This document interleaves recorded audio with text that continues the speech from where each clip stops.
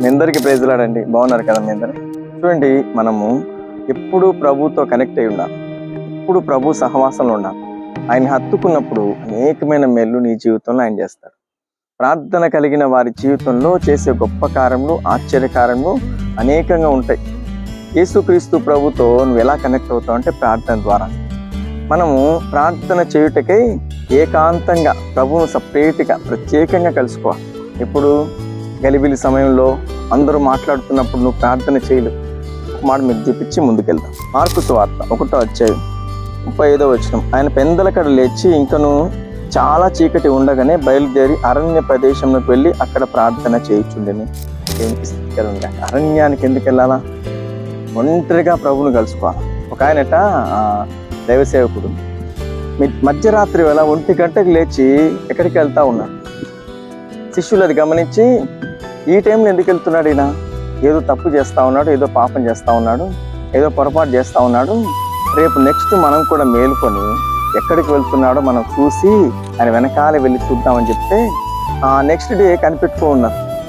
అదే టైంలో లేచి పాస్టర్ గారు లేచి వెళ్తూ ఉంటే ఇది వెనకాలే వెళ్తూ ఉంటే ఆయన ఒక గుట్ట ఎక్కి ఆ గుట్ట అక్కడ ఒక గుహ ఉందండి, ఆ గుహలోకి వెళ్ళాడు.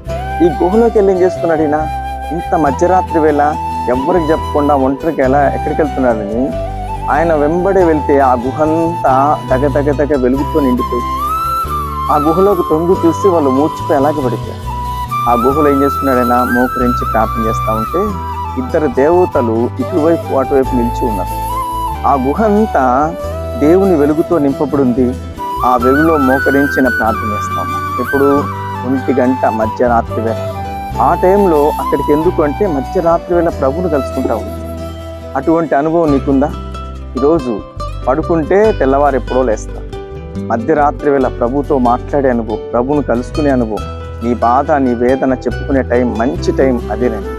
ఈరోజు అలాంటి జీవితం నువ్వు కలిగి ఉంటే ఎంత బాగుంటుంది. ఆయన చూడండి, దూతల మధ్యలో ఆ వెలుగులో కూర్చొని మోకరించి ప్రార్థన చేస్తూ ఉన్నప్పుడు దేవుడు ఆ ప్రార్థన అంగీకరించి అతని ద్వారా అనేక అద్భుతమైన కార్యాలు చేస్తూ ఉన్నాడు.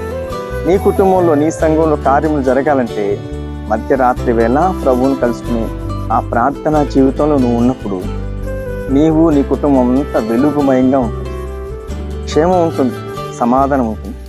అటువంటి కృప ప్రభు మీ అందరికీ అనుగ్రహించి నడిపించును గాక. ఆమేన్.